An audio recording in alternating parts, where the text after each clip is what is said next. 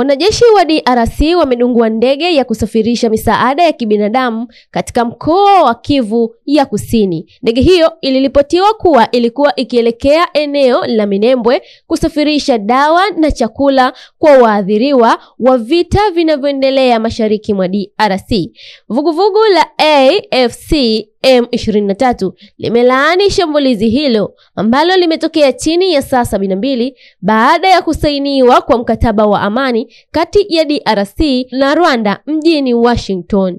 Msemaji wa vuguvugu hilo amesema kitendo hicho cha kikatili dhidi ya maafisa wa kusambaza misaada ni ukiukwaji wa haki za kibinadamu na mkataba wa amani uliodhihirisha usitishaji wa mapigano. Jeshi la DRC limethibitisha kuwa liligundua ndege moja ya kiraia iliyokuwa katika anga yake kwa mujibu wa taarifa iliyotolewa kupitia runinga ya taifa na msemaji wa jeshi General Selvani Ekenge.